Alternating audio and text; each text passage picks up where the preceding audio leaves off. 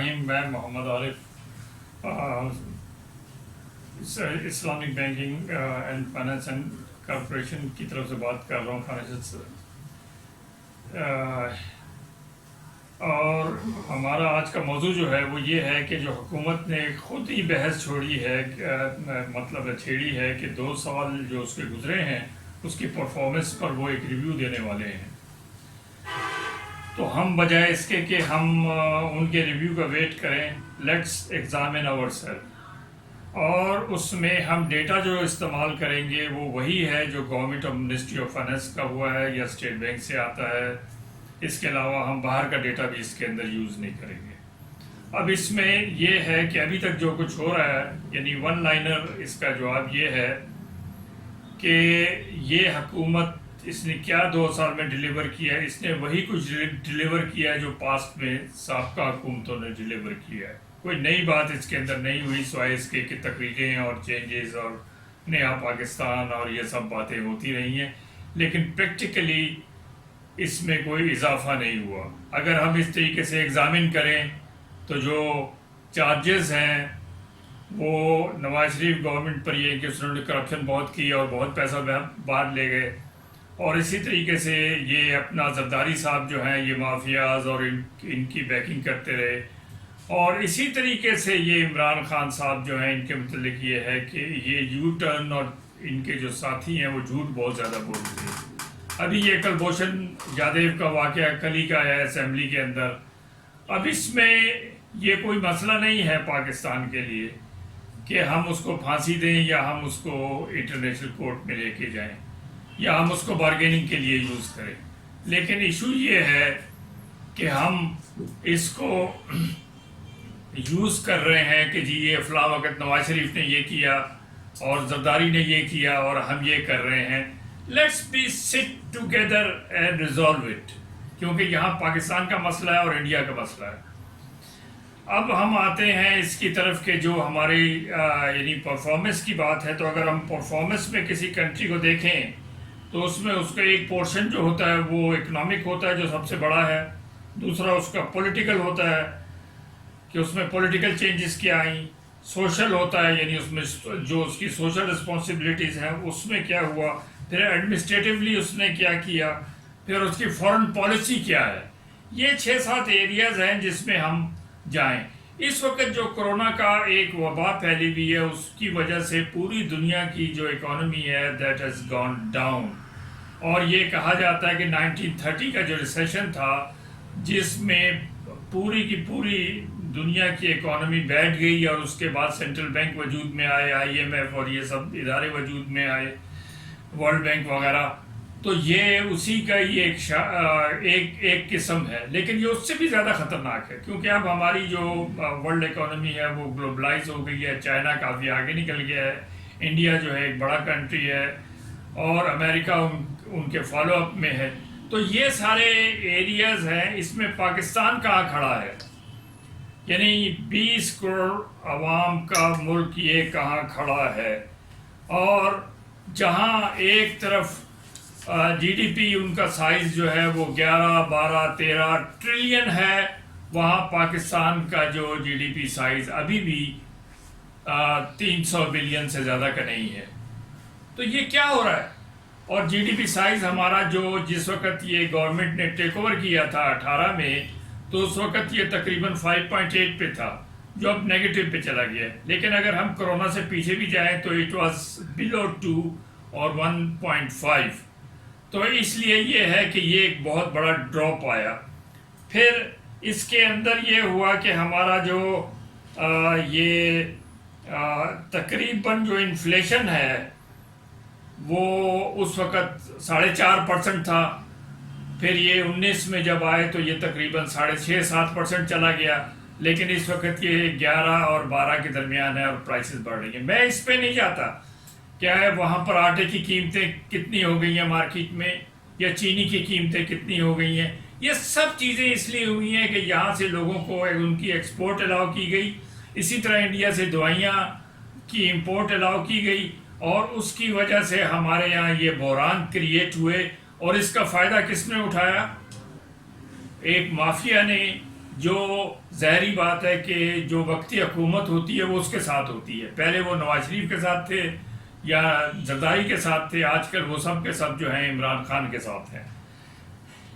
اچھا, اس میں اگر ہم دیکھیں تو کچھ جو اچھی باتیں ہمیں نظر آتی ہیں کہ ہمارا فارن ایکسچینج ریزرو جو ہے تقریباً 19 بلین یا 18 یا 19 بلین. یہ کیوں؟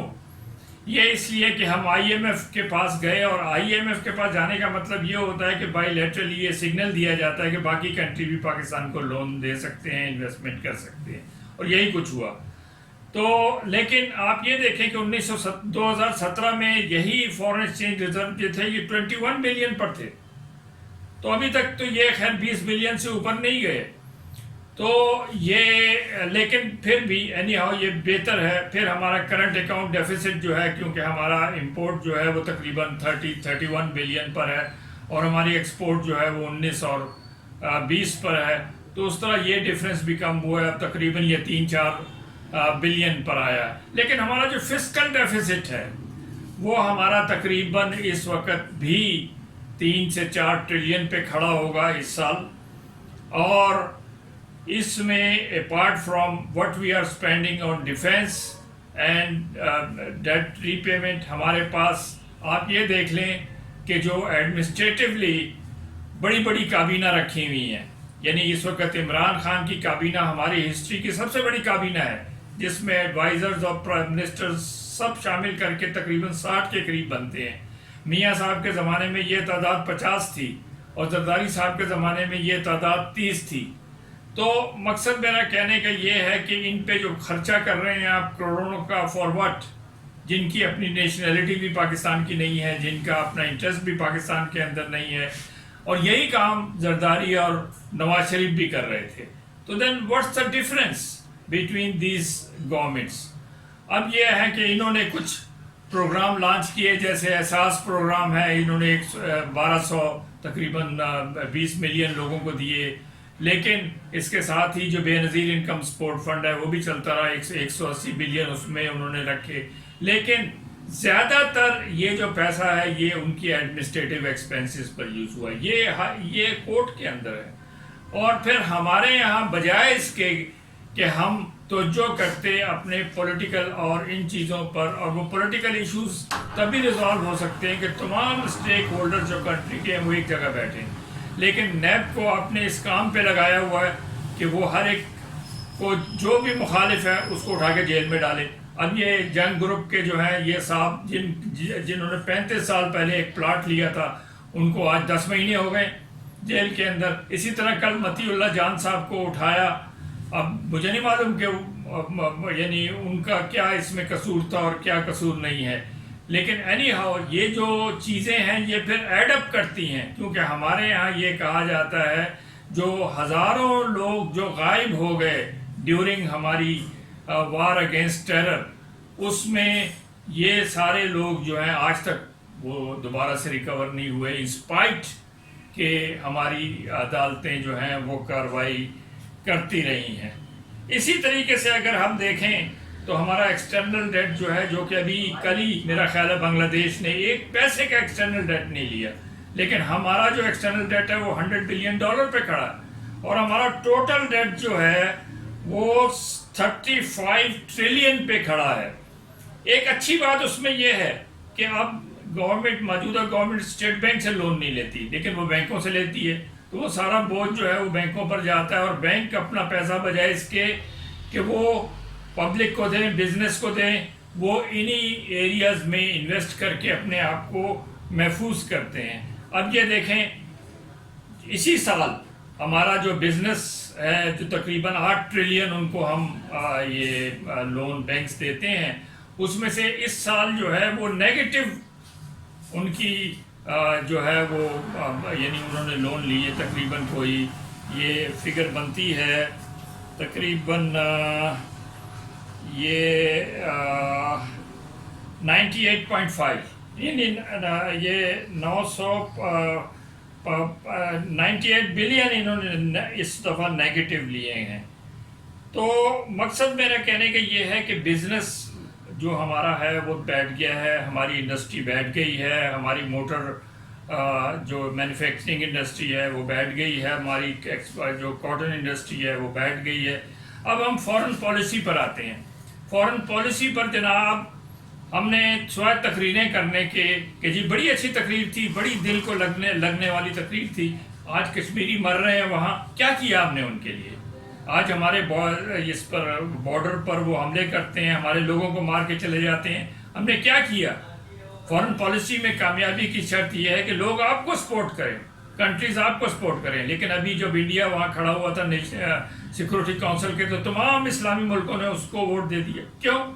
یعنی آپ کسی اسلامی ملک کو بھی کنونس نہیں کر سکے کہ وہ کشمیر میں کیا کر رہا ہے اور وہ ان ایریاز میں کیا کر رہا ہے۔ آپ سے اچھے تو چائنیز ہیں کہ کم از کم وہ وہاں پر اپنے بارڈر کے اوپر آپ کو سپورٹ دے رہے ہیں ایک طریقے سے انڈائریکٹلی، کیونکہ ان کا انٹرسٹ تو ڈائریکٹ ہے۔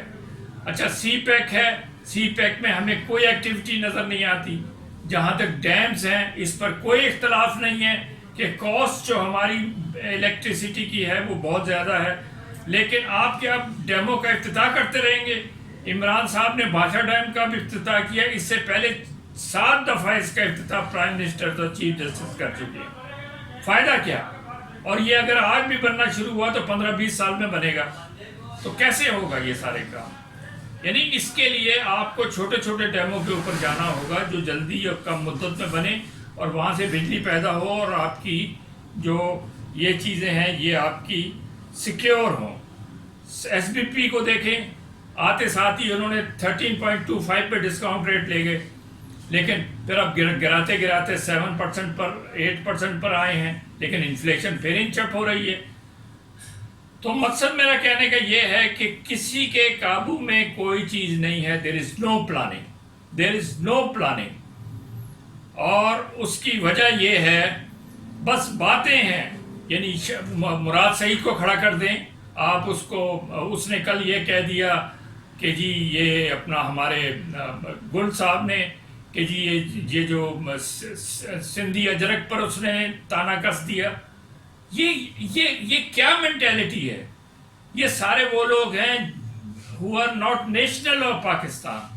اگر کل پاکستان میں یہ تفرقے پھیلتے ہیں اور یہ چیزیں بڑھتی ہیں تو اٹ مینس یہ ساری باتیں کس کو فیس کرنی پڑیں گی؟ جوڈیشری کو فیس کرنی پڑیں گی، ڈیفینس کو فیس کرنی پڑے گی، جو بھی اس وقت گورنمنٹ ہوگی، چاہے عمران خان کی ہو یا کسی کی ہو، اس کو فیس کرنی پڑے گی۔ تو خدا کے واسطے میرا سب سے یہ ایک ان سے درخواست ہے کہ ان تمام چیزوں کا سلوشن ایک ہے کہ آپ سب اکٹھے بیٹھ جائیں جو اسمبلی میں ہیں، ارسپیکٹو کہ کسی نے کتنے ڈاکے ڈالے ہیں، کس نے کتنی چوریاں کی ہیں، کس نے کتنے مطلب ہے کہ یعنی اس میں جرائم کیے ہیں۔